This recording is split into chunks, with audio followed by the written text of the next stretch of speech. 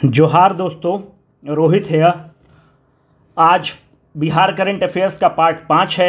अगर किसी टॉपिक पर मेल कराना वीडियो बनाना चाहते हैं, feel free to mail us on this official mail ID. आज हम लोग क्या क्या करने वाले हैं तो ये उसका पार्ट है। आपको पता चल गया होगा कि अगला संडे को जो हम लोग ऑल इंडिया टेस्ट लेते हैं, अगला संडे का आपका टेस्ट बिहार करंट अफेयर्स है। बिहार करंट अफेयर्स का ये वीडियो लेकर टोटल 5 वीडियो हो गए। एक और मैं वीडियो लेकर आऊँगा और वो वीडियो मिसलेनियस होगा और जो स्कीम्स को कवर होगा मैक्सिमम 1 या 1 से 2 अगर ज़रूरत पड़ा तो। अब ये 5 वीडियो बहुत काफ़ी हैं आपको एग्ज़ाम में जितने क्वेश्चंस आएंगे उसको टैकल करने के लिए। संडे को आपका टेस्ट है, देखते हैं कि आप लोग कैसा परफॉर्म कर पाते हैं। नहीं परफॉर्म करेंगे तो दुखद रहेगा, बाकी आपका आप मर्जी। पहले हम लोग स्टार्ट करते हैं कुछ अच्छी बातों से। देखिए, अगर बिहार में अगर आप देखें तो बिहार अभी नेशनल एमएसएमई अवार्ड, एमएसएमई क्या होता है? Micro small and the medium industries, लघु सूक्ष्म एवं मध्यम उद्योग करके हिंदी में होता है। तो नेशनल एमएसएमई अवार्ड अगर आप देखेंगे तो 2022 के नेशनल एमएसएमई अवार्ड में अपने मोहब्बत को, अपने जान को, बिहार को 2nd रैंक मिला है और ये बहुत ही अच्छी बात है। रैंक 2 मिला तो रैंक 1 पर कौन रहा? रैंक 1 पर उड़ीसा रहा। आपको पता है कि उड़ीसा में बहुत सारे इंडस्ट्रीज़ हैं। जीएमआर का प्लांट होता है, नाल्को का प्लांट है, हिंडाल्को है, भूषण है, कौन सा प्लांट नहीं है। तो उसके चलते वहाँ पर एमएसएमई उतने बड़े बड़े इंडस्ट्रीज को सपोर्ट करने के लिए होती हैं, इसलिए वहाँ पर एमएसएमई का कल्चर बहुत ज़्यादा है। उड़ीसा 1 नंबर पर है, बिहार का नंबर 2 पर आना बहुत गौरवशाली चीज़ है। अब क्या आगे बढ़ के क्वेश्चन पूछ सकता है? एक एमएसएमई जो प्रोग्राम है, जो मंत्रालय है एमएसएमई विभाग, उसका एक प्रोग्राम है रैम्प जो प्रोग्राम है, that is the raising and accelerating the MSME programmes. अगर आपसे एग्जाम में पूछ दे, नेशनल करंट अफेयर का पार्ट है कि कौन इसको असिस्ट कर रहा है इस प्रोग्राम को, तो वर्ल्ड बैंक इस प्रोग्राम को असिस्ट कर रहा है। आपको पता है कि जब कोविड में लॉकडाउन सरकार लगाई तो सबसे ज़्यादा इंपैक्ट कौन हुआ? एमएसएमई इंपैक्ट हुआ। पर आपको बताते चले कि एमएसएमई इस देश की रीढ़ है, इस देश की आत्मा है। जितना किसान इंपॉर्टेंट है उससे तनिक भी कम इंपॉर्टेंट एमएसएमई नहीं है, क्योंकि एमएसएमई आपको जॉब भी देता है। पर एमएसएमई के साथ प्रॉब्लम क्या है कि MSME works on a very razor thin margin, बहुत रेजर थिन मार्जिन पे काम करता है। सरकार लॉकडाउन लगाई, बहुत लोगों को 11 मिलियन के आसपास के लोगों को रोजगार देती है। MSME collapsed because of the razor thin margin. तो सरकार इनको हेल्प करने के लिए रैम्प प्रोग्राम लेकर आई। और भी चीज़ें हैं जिसके तहत एमएसएमई को हेल्प दिया जाएगा, उनको ट्रेनिंग दिया जाएगा, बहुत चीज़ें हैं। पर मुख्य रूप से जो कोविड से इंपैक्ट हुए उसके इंपैक्ट को कम करने के लिए सरकार रैम्प प्रोग्राम लेकर आई। यहाँ पर एक चीज़ और बताते चले कि बहुत सारे कमिटीज़ बनी, जैसे UK Sinha committee, UK Sinha Bihar के हैं, उनके अंदर एक कमेटी बनी थी एमएसएमई के लिए। केवी कमात कमेटी बनी थी एमएसएमई के लिए। पर ये सारी चीज़ें जो हैं ये नेशनल करंट अफेयर्स की पार्ट हो जाएंगी, हम लोग विषयांतर हो जाएंगे। अब हम लोग चलते हैं कि जो प्लेसेज इन न्यूज़ रहे हैं। अगर आप प्लेसेज इन न्यूज़ में, आज हम लोग सीमांचल पर फोकस करेंगे कि सीमांचल वाले लोग गुस्सा जाते हैं। यहाँ पर किशनगंज में अलीगढ़ मुस्लिम यूनिवर्सिटी का ब्रांच है और ये खूब न्यूज़ में रहा है। इसके सांसद ने पार्लियामेंट में क्वेश्चन भी उठाया था कि अलीगढ़ मुस्लिम यूनिवर्सिटी के साथ सौतेला व्यवहार किया जा रहा है और पैसा का सरकार उसको रिलीज नहीं कर रही है। पता होना चाहिए एएमयू का ब्रांच किशनगंज में है। किशनगंज मुस्लिम बहुल्य क्षेत्र है बिहार का। और एक सेकेंड, मोबाइल थोड़ा ऑफ कर ले। चलिए, अब जो नेक्स्ट इंपॉर्टेंट है वो है सीमांचल वाले बेल्ट में ही हम लोग चलें तो सुपौल है। सुपौल में अगर देखिएगा तो बिहार का 12th मेडिकल कॉलेज का परमिशन मिल चुका है, कैबिनेट ने उसको नोट दे दिया है। तकरीबन 600 करोड़ रुपया की लागत से मेडिकल कॉलेज बनेगा। और मेडिकल कॉलेज किसके नाम पर होगा? राम मनोहर लोहिया के नाम पर होगा मेडिकल कॉलेज सुपौल में। बताते चले कि अभी नीति आयोग का एक रिपोर्ट आया है। उस नीति आयोग की रिपोर्ट में प्रति 1 लाख पॉपुलेशन पे 24 बेड अवेलेबल होना चाहिए ऑन एन एवरेज। बिहार में नंबर ऑफ बेड कितने अवेलेबल हैं? 6 बेड अवेलेबल हैं। सबसे ज़्यादा बेड कहाँ अवेलेबल है? 11 बेड। किस जिला में? सहरसा जिला में सबसे ज़्यादा बेड अवेलेबल हैं। मतलब बेस्ट जिला है when it comes to the number of the bed availability. और भी मांग उठी है, 13वां नंबर पे सारण में खुलना है, 14वां नंबर पे समस्तीपुर में खुलना है। ये अखबारी न्यूज़ हैं, ऑफिशियल डॉक्यूमेंट नहीं है, ये ऑफिशियल डॉक्यूमेंट है, कैबिनेट का नोट है मेरे दोस्त। यहाँ से और कुछ चीज़ निकालते हैं। आपको पता है कि बिहार सरकार 13 जिला में ऑर्गेनिक कॉरिडोर बना रही है जो गंगा से रिलेटेड हैं। उस ऑर्गेनिक कॉरिडोर के तहत जो पहला ऑर्गेनिक हाट बना, द फर्स्ट ऑर्गेनिक हाट बना, वो तिलका मांझी यूनिवर्सिटी के कैंपस में बना, that is in the Bhagalpur, first organic haat of the Bihar.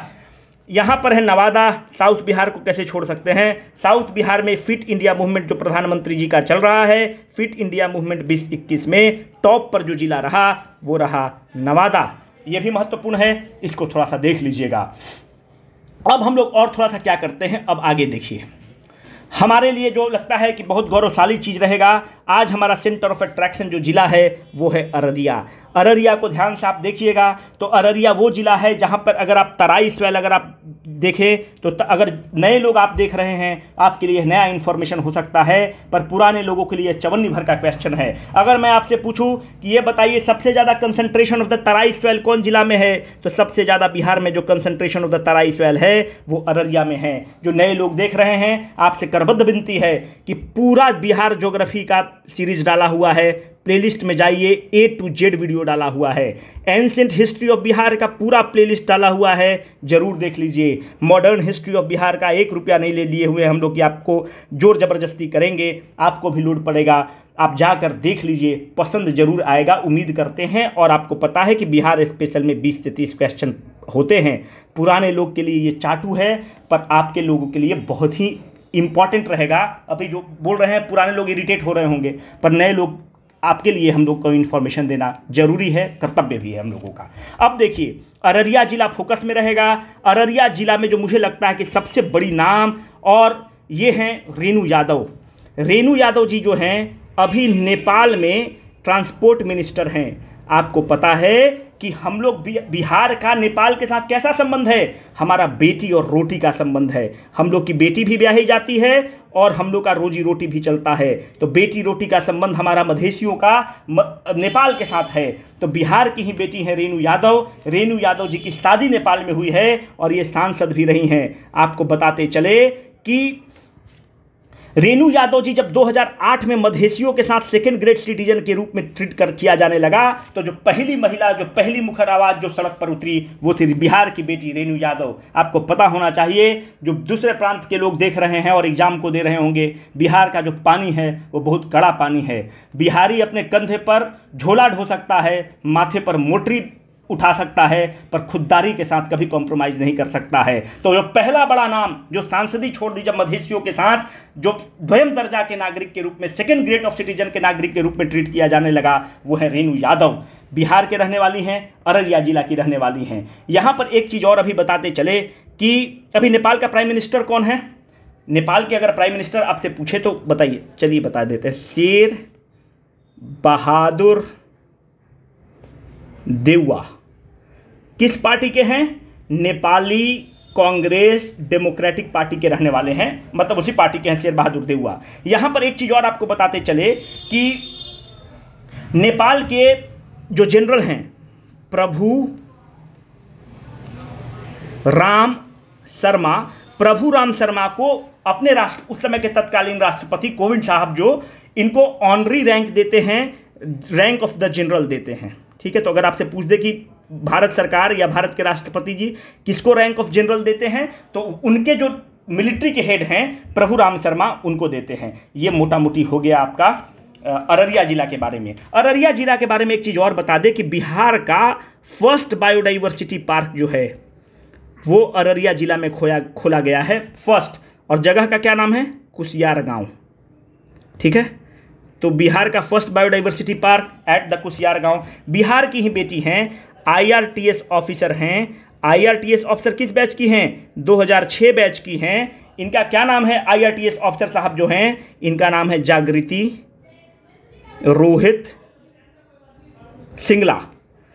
जागृति रोहित सिंगला जी 2006 बैच की हैं। अभी डेपुटेशन पे कहाँ चली गई हैं? नीति आयोग में चली गई हैं। किस रैंक पर इनको रखा गया है? डायरेक्टर के पद पर हैं, अररिया की बेटी हैं। इस तरह से हम लोग का मैक्सिमम चीज़ कवर हुआ। और भी अगर आप देखें तो हमको कवर तो और करना है। हाँ, थोड़ा सा और आपको बताते हैं। ये है ईस्ट चंपारण। ईस्ट चंपारण का हेडक्वार्टर कहाँ मेरे दोस्त? मोतिहारी। तो मोतिहारी से माननीय मुख्यमंत्री यहाँ से एक स्टार्ट करते हैं, मतलब कैंपेन स्टार्ट करते हैं, समाज सुधार अभियान।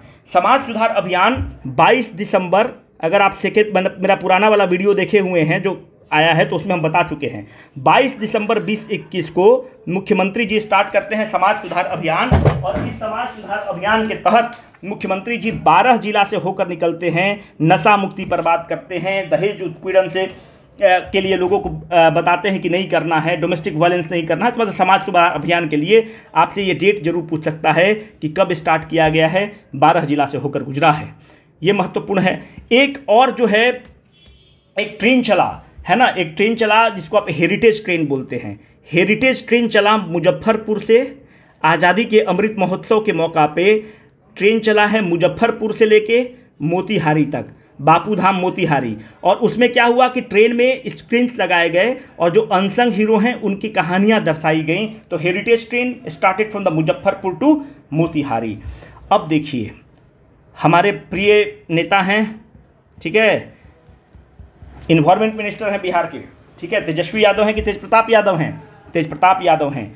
इन उस समय का जब आपको चला, जब कोविड चला, तो कोविड के समय आप देखते हैं कि इन्वायरमेंट मिनिस्ट्री जो है बिहार का एक कैंपेन चलाती है, नेचर क्योर्स यू।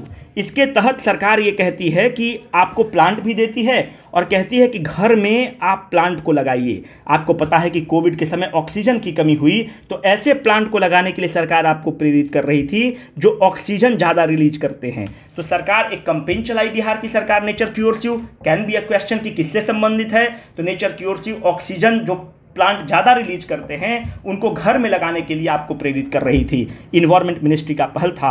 यहाँ पर एक चीज़ आप देख रहे हैं कि मनरेगा स्कीम चलता है। मनरेगा स्कीम अगर देश की कोई अगर आत्मा है, देश का कोई अमृत कलश कुछ है तो वो है मनरेगा स्कीम। क्योंकि जब मनरेगा स्कीम वो चीज़ है जो लीगल इंटाइटलमेंट है। अगर जाके गरीब ने आपको, मजदूर ने बोला कि हमको नौकरी दीजिए, हम आपको काम करना चाहते हैं, तो आप मना नहीं कर सकते हैं। Hints it is a legal entitlement. जब लीगल इंटाइटलमेंट है तो सरकार को देना होता है। पर इस अमृत कलश में there are many loopholes. लोग काम को, मुखिया लोग पूरा नहीं करता, पैसा ले लेता है। अगर मानते हैं इनको 100 रुपया देना है तो इनको 90 रुपया देगा और इनका पैसा काट लेता है। इसके लिए सरकार ने लोकपाल का गठन किया है। लोकपाल के गठन में क्या होगा, अगर आप कोई आदमी है गांव के और आपका पता है कि कुआं खुदाई हो रहा था, बिना कुआं खोदे हुए वो आदमी, मुखिया पैसा निकाल लिया है, आप कंप्लेन करते हैं डिस्ट्रिक्ट लेवल पर। डिस्ट्रिक्ट लेवल पे अगर आपकी बात नहीं सुनी गई तो आप राज्य स्तर पे जाते हैं। तो जो लोकपाल है, डिस्ट्रिक्ट लेवल का अगर कंप्लेन है, आप असहमत हैं, तो 15 दिन के अंदर आप राज्य के लोकपाल के पास जा सकते हैं। और लोकपाल की नियुक्ति जो है किसको किया गया है?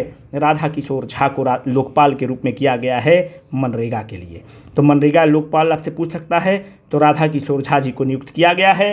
15 दिन के अंदर जो डिस्ट्रिक्ट लेवल पे जो आयुक्त बैठते हैं उनके डिसीजन को आप चैलेंज कर सकते हैं। किस चीज़ का? मानते हैं वेज का कुछ मामला है, लेबर आपका मामला है, वर्क कंप्लीशन का कुछ मामला है, तो आप लोकपाल को जाकर चैलेंज कर सकते हैं। राधा किशोर झा जी को लोकपाल नियुक्त किया गया है। कुछ छोटे छोटे फॉर्डर देख लेते हैं। ऑपरेशन प्रहार बिहार सरकार किसके खिलाफ चलाती है? ऑपरेशन प्रहार बिहार सरकार गुंडों के खिलाफ चलाती है। जो ज़मीन कब्जा करते हैं उनके खिलाफ चलाती है। शराब माफिया के खिलाफ चलाती है। बहुत शानदार कैंपेन रहा है, बहुत सक्सेसफुल रहा है। NFHS 5 के तहत, नेशनल फैमिली हेल्थ सर्वे 5 के तहत यह पाया गया कि डोमेस्टिक वायलेंस में बिहार 2 नंबर पे है, 1 नंबर पे कर्नाटक है। तो जो नीतीश बाबू के जो विरोधी लोग हैं इसी पर उनको आड़े हाथ पकड़ते हैं कि आप तो शराबबंदी इसलिए किए, आप बोल रहे थे कि शराबबंदी से डोमेस्टिक वायलेंस कम होगा, महिलाओं पर उत्पीड़न कम होगा। नेशनल फैमिली हेल्थ सर्वे जो है इसका गलत, मतलब अपोजिट डायरेक्शन में देता है। और जो लोग शराबबंदी का विरोधी हैं उन लोग इसी डॉक्यूमेंट को कोट करते हैं, अखबार में ऑफन कोट होता है, इसलिए हमने आपको इसको बता दिया। प्रजनन दर बिहार का कितना है? 3 है। बिहार सरकार कितना लेकर आना चाहती है प्रजनन दर? 2.0। एक बॉटलिंग प्लांट खुला गया है मेरे दोस्त बेगूसराय में, कितने के निवेश से? 550 करोड़ के निवेश से बॉटलिंग प्लांट खोला गया है। बिल्कुल इंपॉर्टेंट नहीं है, पर आपको इन्फॉर्मेशन देना जरूरी हो जाता है, क्योंकि आप इधर उधर का सस्ता टेस्ट पेपर लगाते हैं। सस्ता टेस्ट पेपर में आपसे यही सब प्रश्न पूछता है, कोई ऑफिशियल डॉक्यूमेंट नहीं है, पर हम आपको बता दिए, क्योंकि हम नहीं बताएंगे वहाँ पर आप परफॉर्म नहीं करेंगे, फिर हमको आप बोलेंगे कि आपने अच्छा बताया नहीं। बेगूसराय में जो आपसे प्रश्न पूछेगा, ये पूछेगा कि बिहार का इलेक्ट्रॉनिक क्लस्टर कहाँ बन रहा है। प्रश्न ये पूछेगा, इलेक्ट्रॉनिक क्लस्टर बिहार का बेगूसराय में दोस्त बन रहा है, क्योंकि ये जो डॉक्यूमेंट है ये बियाडा का डॉक्यूमेंट है, और ये हमने आपको पहले बता दिया। ये जो इन्फॉर्मेशन है प्रभात खबर का स्टेटमेंट है, बीपीएससी कभी सवाल नहीं बनाएगा। ये एक बहुत बड़ा नाम है, इनका नाम है शंकरनाथ झा। शंकरनाथ झा जी क्या हैं? डॉक्टर हैं। किस जिला के हैं शंकरनाथ झा जी? शंकरनाथ झा जी जमुई जिला के रहने वाले हैं। देखिए, अच्छा काम करने के लिए किसी भी प्रोफेशंस के हों, आप अच्छा काम कर सकते हैं। जमुई जिला का नाम रोशन किए हैं, और इनको शिक्षा के क्षेत्र में जो सबसे बड़ा अवार्ड है बिहार का, मौलाना अबुल कलाम आज़ाद, मौलाना अबुल कलाम आज़ाद शिक्षा अवार्ड 2021 से सम्मानित किया गया है। डॉक्टर होते हुए जो दलित बस्ती है, मुसहर हैं, दलित हैं, चमार हैं, इन दलित बस्तियों में जहाँ पर शिक्षा की लौ नहीं जल रही थी, वहाँ पे अपना पैसा लगाकर अपने से ये शिक्षा देते हैं। और जो शंकरनाथ झा जी अपने भाषण में कहते हैं कि बिहार में जितना स्वास्थ्य की ज़रूरत है उससे कहीं ज़्यादा शिक्षा की ज़रूरत है, क्योंकि जब व्यक्ति शिक्षित हो जाएगा तो वो स्वास्थ्य अपने राइट्स के प्रति अवेयर हो जाएगा, और आपके मुंह से, आपके कॉन्स्टिट्यूशन से, आपसे सड़क पर लड़के आपसे अपना हक मांग लेगा। तो शंकरनाथ झा जी को शिक्षा का सबसे बड़ा अवार्ड मिला है। इसके तहत तकरीबन 2.5 लाख रुपया इनाम भी मिलता है, पर इतना बड़ा कद उनके लिए 2.5 लाख रुपया इंपॉर्टेंट नहीं रखता है। जमुई में एक चीज़ और, अगर आप चूँकि बात निकल चुकी है तो बताते चले। जमुई में जो मुझे लगता है, इस पूरे वीडियो में अगर आप मुझसे पूछेंगे कि एक क्वेश्चन बताइए जो आपको लगता है कि पूछेगा, तो जमुई में एक गिद्धेश्वर हिल्स है, और यहीं पर रॉक पेंटिंग पाया गया है। किसके लिए, किस धर्म के लिए पाया गया है? जैन धर्म के लिए रॉक पेंटिंग पाया गया है। और यहाँ पर कौन सा है? गिद्धेश्वर हिल्स है। यहाँ पर बताते चले कि इसी गिद्धेश्वर हिल्स पर गिद्धेश्वर टेम्पल भी है। और गिद्धेश्वर टेम्पल जो क्या है, वहाँ पर जटायु का युद्ध किससे हुआ है? रावण के साथ जटायु का युद्ध हुआ है। ऐसा कहा जाता है कि यही जगह है जहाँ जटायु और रावण का युद्ध हुआ है, और जटायु बहुत बहादुरी से लड़ते हैं। तो गिद्धेश्वर हिल्स में रॉक पेंटिंग मिले हैं। किस धर्म के मिले हैं? तो rock painting related to the Jainism मिले हैं मेरे दोस्त। तो इस तरह से याद रखिएगा। इससे ज़्यादा मुझे जो लगता है कि मेरे हिसाब से, जो मेरी थोड़ी बहुत जो बुद्धि काम करती है उसके हिसाब से ये क्वेश्चन मेरे लिए सबसे महत्वपूर्ण रहेगा। अब देखिए, थर्ड वाटर अवार्ड्स देख लिया जाए। ये गजेंद्र सिंह शेखावत हैं, काबिल मंत्री हैं। जो थर्ड वाटर अवार्ड्स हैं, राष्ट्रपति कोविंद साहब ने दिया था। बेस्ट राज्य किसको दिया गया? रिपब्लिक ऑफ उत्तर प्रदेश को दिया गया। ईस्टर्न डिवीजन में, ईस्टर्न पार्ट में बेस्ट डिस्ट्रिक्ट किसको चुना गया? ईस्ट चंपारण को चुना गया, मोतिहारी। बेस्ट पंचायत किसको चुना गया? तेलारी पंचायत गया को चुना गया। ये बता रखे हैं, फिर भी आपको बता दे रहे हैं। बेस्ट स्टेट किसको चुना गया? उत्तर प्रदेश को। तेलारी पंचायत गया को चुना गया। अब देखिए, बेस्ट डिस्ट्रिक्ट अगर ईस्ट चंपारण को चुना गया तो आपके जहन में पहला क्वेश्चन आना चाहिए कि ऐसा क्या कर दिया ईस्ट चंपारण? सब तो बिना टिकट का चलता है रे भाई। तो क्या किया है? अब बहुत लड़ाई, सब ट्विटर पे कैंपेन चलाता है। आप जो मुजफ्फरपुर को, ये सबको आप क्या समझते हैं? चंपारण वाला सबको बड़ा बदमाश है। मुजफ्फरपुर को जब बोला कि हम 400 करोड़ रुपया रेलवे आवंटित करेंगे, तो भाई लोग कैंपेन करना स्टार्ट कर दिया। बोला कि अरे बापू की धरती चंपारण, और तुम बनाओगे मुजफ्फरपुर के, चलोगे बिना टिकट का और करोगे बदमाशी। ये तो 19 लाख रुपया रेल सरकार को देता है, आप 9 रुपया भी नहीं देते, बिना टिकट का सब चलिए सब, है ना। तो तेलारी पंचायत बेस्ट पंचायत हो गया। तो देखिए, अच्छा किया क्या है इन लोग ये किए हैं कि 80 किलोमीटर का एक स्ट्रेच है। वो जो 80 किलोमीटर का स्ट्रेच है वो है मोती झील से, अच्छा काम इन लोग किए हैं। मोती झील से धनौती तक, धनौती रिवर है वहाँ पे। तो ये धनौती रिवर है ना, मोती झील से धनौती रिवर का 80 किलोमीटर का स्ट्रेच था, और उसमें वही जो है सब जम गया था यार, उसको क्या बोलते हैं, सब फाइटोप्लैंक्टन्स वगैरह जम गए थे, उसको अपना समझ लीजिएगा। जलकुंभी की क्या उसको बोलते हैं, वो सब जम गया था और पानी क्या हो गया था, डेड हो गया था। तो 80 किलोमीटर स्ट्रेच को इन लोग रिजुवनेट कर देते हैं। जब आप रिजुवनेट करेंगे तो क्या होगा, जैसे रिजुवनेट करेंगे यह नदी जिंदा हो गई और यह पूरा 80 किलोमीटर का स्ट्रेच बहुत ही सुखद हो गया। यहाँ पर एक जिला सहरसा है। सहरसा कहाँ गया, हमने कल टेलीग्राम ग्रुप में आपके साथ शेयर किया था। सहरसा पहला समाहरणालय है जो पेपरलेस हो गया है। तो पेपरलेस समाहरणालय बिहार का कौन सा हो गया, आपका हो गया सहरसा। और देश का सबसे पहला कौन पेपरलेस असेंबली हो गया है, Bihar legislative council, not legislative assembly, Bihar legislative council. Bihar legislative council के अभी चेयरमैन कौन है, देवेश चंद्र ठाकुर। बहुत काबिल आदमी है, फर्गूसन कॉलेज के प्रोडक्ट हैं। जब ये बोलेंगे तो आप देखिएगा बहुत काबिल आदमी हैं। हम अभी एक वीडियो, अगला जो वीडियो लेके आएंगे छठा वाला, उसमें लेके आएंगे कि अध्यक्ष कौन है, स्पीकर कौन है, डिप्टी स्पीकर कौन है, चेयरमैन कौन है, कभी ये भी पूछ लेता है। तो अगला में वो टारगेट है। देखिए कास्ट सेंसस पे देखिए, अगर कास्ट सेंसस देखिए तो पहला आपके जहन में प्रश्न आना चाहिए, अगर आप काबिल स्टूडेंट हैं, कि बिहार को आपको पता है कि सर्वसम्मति से कास्ट सेंसस कर रहा है। पर जब कास्ट सेंसस है, ये तो यूनियन लिस्ट का टॉपिक है, तो बिहार स्टेट कैसे कर सकता है कास्ट सेंसस। बिहार सरकार कहता है to avoid the legal rigmarole, Bihar सरकार कहता है कि हम सेंसस कहाँ कर रहे हैं, हम कास्ट काउंट कर रहे हैं। हम सेंसस तो आपका पावर है भाई, आप करिए सेंसस, हम कास्ट काउंट कर रहे हैं। तो कास्ट काउंट के तहत बिहार की कैबिनेट 500 करोड़ रुपया अलॉट की है कि हम 500 करोड़ रुपया खपत होगा। बताइए 500 करोड़ में एक मेडिकल कॉलेज मेरे दोस्त बन जाता। एक सेकेंड,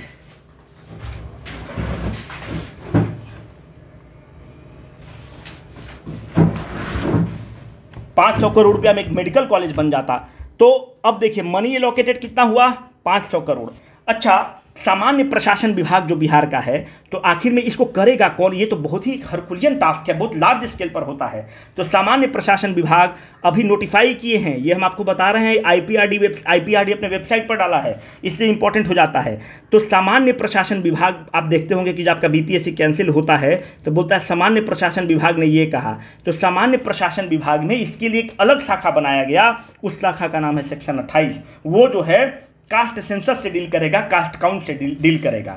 अब हम आपको बताते चले कि पहली बार कास्ट काउंट जो किया गया 1931 में किया गया, पर 2011 में भी कास्ट काउंट किया गया, पर जो डेटा है उसको रिलीज नहीं किया गया, सरकार डर गई है ना, और डेटा को रिलीज नहीं की। और जो कास्ट सेंसस है 1931 का कास्ट सेंसस है, और 1931 के कास्ट सेंसस के हिसाब से ओबीसी की संख्या 52% है। यहाँ पर बताते आपको चले कि बिहार जो है कास्ट सेंसस से जम के क्वेश्चन पूछता है मेरे भाई। अपने चैनल पर कास्ट सेंसस का वीडियो डाला हुआ है, ये सब लो हैंगिंग फ्रूट है जहाँ से 5-5 क्वेश्चन पूछता है। अगर आप नहीं करेंगे तो अपने पैर पे कुल्हाड़ी मारेंगे और करंट अफेयर्स का घुट्टी पीते रहेंगे। 10 चैनल है, 10 चैनल पे जाइए और घुट्टी पीते रहिए।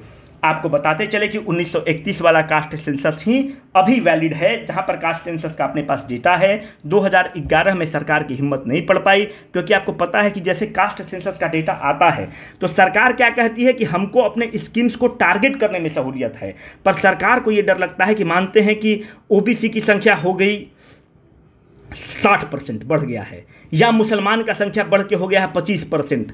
अब हिंदू अपना बोलना स्टार्ट करेगा कि हिंदू खतरे में है, हिंदू खतरे में है, मुसलमान खतरे में है, बहुत तरह का मामला स्टार्ट हो जाता है। तो सरकार इसीलिए नहीं चाहती है कि हम लोग इन पचड़ों में पड़े। पर जो भी हिंदू, अगर मुसलमान बढ़ गया तो देखिए मुसलमान का अलग है। आपको एक हम लाइन बताना चाहते हैं जो हमको बहुत पसंद है कि कोई हिंदू, कोई मुसलमान, कोई ईसाई है। अपने समाज की स्थिति यही है कि कोई हिंदू, कोई मुसलमान, कोई ईसाई है, सबने इंसान ना बनने की कसम खाई है। और यही अपने समाज का दिक्कत है, यही अपने समाज का प्रॉब्लम है। अब देखिए स्कीम्स के लिए आप लोग मर रहे हैं, जो इंपॉर्टेंट स्कीम्स हैं हम आपको करा दे रहे हैं। कबीर अंत्येष्टि योजना, ये बहुत ही अच्छा स्कीम है। अगर कोई गरीब मर गया, मानते हैं बीपीएल परिवार का आदमी है, मर गया, आपको पता है कि हिंदू धर्म में कितना नियम है, जो डोम वहाँ पर आग देता है वो भी आपसे पैसा मांगता है। गरीब कहाँ से दे पाएगा, है ना, आग देने के लिए, लकड़ी देने के लिए मांगता है पैसा। तो बिहार सरकार कहती है कि अगर आप बीपीएल परिवार के हैं तो आपकी अंत्येष्टि के लिए आपके परिवार को 3000 रुपया दे देंगे और आप अंत्येष्टि कर लीजिएगा। तो गरीब गुरबा के लिए, सरकार के लिए बहुत ही सुंदर स्कीम है। हम लोग ये कहते हैं कि मोदी जी आर्टिकल 370 खत्म करके आ गए। अरे भाई, देश की जनता इतना मूर्ख है क्या कि आर्टिकल 370 खत्म करने पर उनको प्रधानमंत्री बना देगी? ये बोलना देश की जनमानस को इंसल्ट करने के बराबर है ना। प्रधानमंत्री जी इसलिए आते हैं क्योंकि अगर आप गांव देहात में रहते हैं तो अगर गांव में किसी आदमी को कैंसर पहले हो जाता था, टीबी हो जाता था, तो उसके मरने के अलावा और कोई उपाय नहीं था।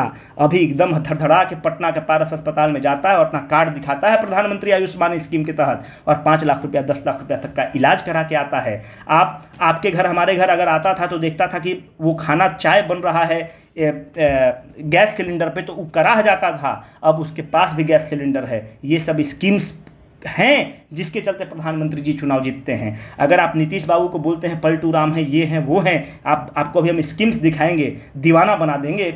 आप लड़की लोग का आप देखिए महाराज, मतलब लड़की लोग पढ़ने कहाँ निकलती थी। मुख्यमंत्री जी का जो स्कीम है, जो एक गांव के पगडंडी पर आप देखिए लड़की साइकिल चलाते हुए स्कूल दिखेगी, अगर गांव देहात में आप रहते हैं तो वो गजब का सक्सेसफुल स्कीम है।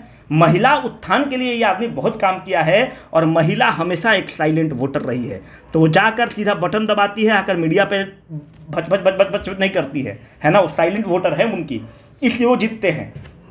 बाकी देखिए ये सब तो कोई भी पार्टी जीत रहा है, हम किसी पार्टी की बात नहीं कर रहे हैं, बीट बीजेपी बीट कांग्रेस अगर जीत रहा है तो आप सीधे उसको खारिज मत करिए, उसको जनता वोट किया है, जब जनता वोट किया है तो उसको रिस्पेक्ट करना होगा, सीधी सी बात। अब देखिए इनका एक स्कीम आया परवरिश स्कीम, गजब सुंदर स्कीम है परवरिश स्कीम। तो देखिए अगर मानते हैं कि कोविड के समय कोई बच्चा है अनाथ हो गया, माँ और बाप दोनों कोविड में मर गए, अब वो बच्चा को कौन पाल रहा है, मानते हैं कि उसकी मौसा और मौसी पाल रही है। बिहार सरकार कहती है कि ऐसे अनाथ बच्चों के लिए अगर उसका मौसा मौसी पाल रहा है, या फिर मानते हैं कोई एनजीओ बोल रहा है कि हम इस बच्चा को पाल देंगे, सरकार कहती है कि 0 से 6 साल का बच्चा है तो हम उसको 900 रुपया प्रति मंथ देंगे। 6 से 18 साल का बच्चा है, पहले बिहार सरकार 1000 रुपया देती थी, अब बोलती है कि 1500 रुपया देंगे। क्या शानदार स्कीम है, क्या दिक्कत है इस स्कीम में। एनजीओ अगर संभालता है तो देगा, अगर परिवार का कोई सदस्य करता है तो देगा, कोई अनाथ बच्चा है उसको देगा, या फिर एक ऐसा परिवार है जिसका सैलरी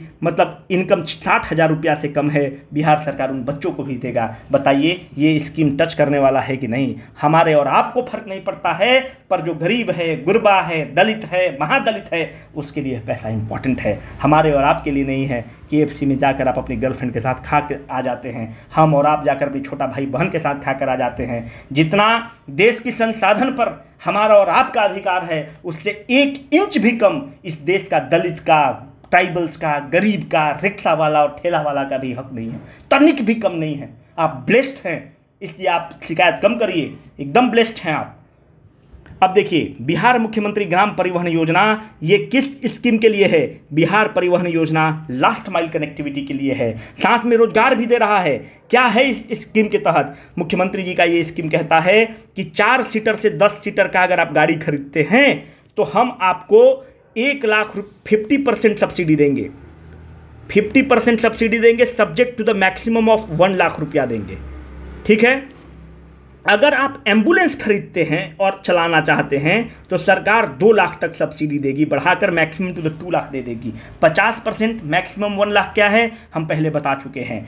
4 सीटर से 10 सीटर गाड़ी के लिए है, आवेदक का न्यूनतम साल 21 साल होना चाहिए।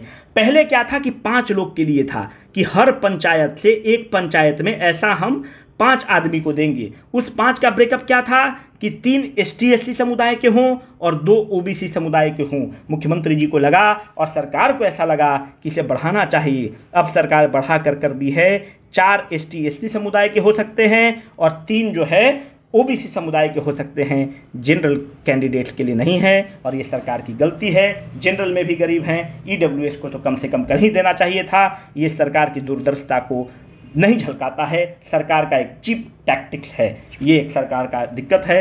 3 या 4 वाहन वाला जो है, वाहन खरीदने पर 50% और 3 या 4 पहिया वाहन जो है, 3 या 4 पहिया ही वाहन होता है, जो 7 से 10 सीटर होता है, जो गाड़ी होता है। 4 से 10 सीटर गाड़ी क्या होगा, जो 4 से 10 सीटर गाड़ी क्या हो सकता है, या तो 3 पहिया होगा या 4 पहिया होगा, 10 पहिया तो होगा नहीं, है ना। तो ये सब स्कीम्स हैं, अगले वीडियो में और स्कीम्स लेकर आएंगे, क्योंकि कोशिश होती है कि 30 मिनट में हम आपको वीडियो बना दें। जाते जाते आपको कुछ और बताते चले कि एक STF का ट्रेनिंग स्पेशल टास्क फोर्स होता है, स्पेशल टास्क फोर्स का ट्रेनिंग सेंटर खोला गया है बोधगया में। इस तरह से और भी कुछ फैक्ट्स हैं जो आपको बताएंगे। बहुत बहुत धन्यवाद। Signing off, Rohit.